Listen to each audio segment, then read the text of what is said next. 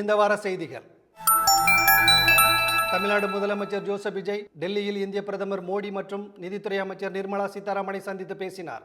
தமிழ்நாடு முதல்வராக பொறுப்பேற்ற பின் முதல் முறையாக டெல்லி சென்று இந்திய பிரதமர் மோடி மற்றும் நிதித்துறை அமைச்சர் நிர்மலா சீதாராமனை மரியாதை நிமித்தமாக சந்தித்து தமிழ்நாட்டிற்கான கோரிக்கைகளை வலியுறுத்தினார்.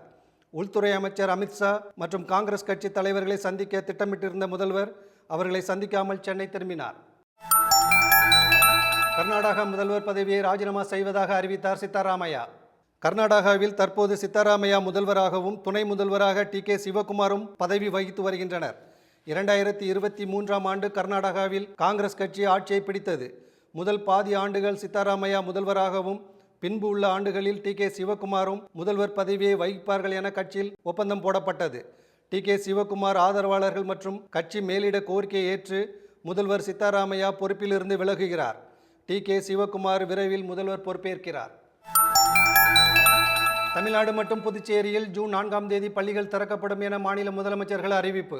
கோடை வெப்பம் அதிகமாக இருப்பதால் மாணவர்கள் மற்றும் பெற்றோர்களின் கோரிக்கைகளுக்கு ஏற்ப தமிழ்நாடு மற்றும் பாண்டிச்சேரியில் ஜூன் 4 முதல் பள்ளிகள் திறக்கப்படும் என தமிழ்நாடு முதல்வர் ஜோசப் விஜய் அவர்களும் பாண்டிச்சேரி முதல்வர் ரங்கசாமி அவர்களும் தெரிவித்துள்ளனர். 2026 தமிழ்நாடு சட்டமன்ற தேர்தல் முடிவுகளுக்கு பின் அதிமுகவில் பிளவுகள் ஏற்பட்டுள்ளது. 4 சட்டமன்ற உறுப்பினர்கள் தங்கள் பதவியை ராஜினாமா செய்துள்ளனர். தொடர் தோல்விகளை சந்தித்து வரும் அதிமுக கட்சியில் பொதுச் செயலாளர் எடப்பாடி பழனிசாமிக்கு எதிராக சி.வி. சண்முகம் தலைமையில் சட்டமன்ற உறுப்பினர்கள் தனி அணி அமைத்து விஜய்க்கு ஆதரவு தெரிவித்தனர். சி.வி. சண்முகம் தரப்பு சட்டமன்ற உறுப்பினர்கள் 4 பேர் தங்களுடைய பதவியை ராஜினாமா செய்து விஜய் தலைமையிலான தமிழக வெற்றி கழகத்தில் இணைந்துள்ளனர்.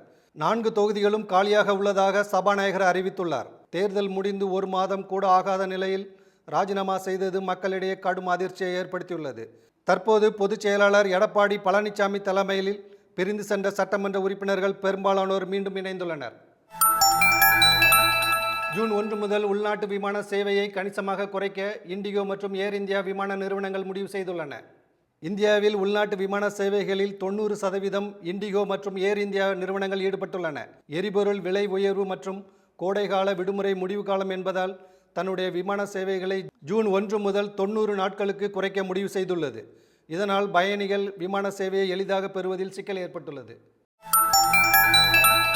IPL 2026 T20 கிரிக்கெட் போட்டிகள் இறுதிக்கட்டத்தை எட்டியுள்ளன. இறுதிப் போட்டிக்கு நேரடியாக தகுதி பெற்றது RCB. IPL 2026 தொடரின் பரபரப்பான பிளே ஆஃப் சுற்றில் ராயல் சேலஞ்சர்ஸ் பெங்களூரு அணி குஜராத் டைட்டன்ஸ் அணியை வீழ்த்தி நேரடியாக இறுதிப் போட்டிக்கு தகுதி பெற்றது. எலிமினேட்டர் போட்டியில் ராஜஸ்தான் ராயல்ஸ் அணி சன்ரைசர்ஸ் ஹைதராபாத் அணியை 47 ரன்கள் வித்தியாசத்தில் தோற்கடித்து 2வது தகுதி சுற்றுக்கு முன்னேறியுள்ளது. இளம் வீரர் வைபவ் சூரியவன்சியின் அதிரடி ஆட்டம் ரசிகர்களை ஆச்சரியத்தில் ஆழ்த்தியது. தகுதி சுற்று 2வது போட்டியில் ராஜஸ்தான் ராயல்ஸ் மற்றும் குஜராத் டைட்டன்ஸ் அணிகள் மோதுகின்றன.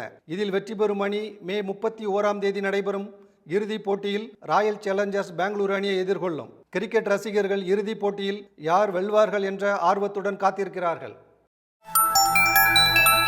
இதுபோன்ற செய்திகளை தொடர்ந்து தெரிந்து கொள்ள பிளஸ் நியூஸை பின்தொடருங்கள்.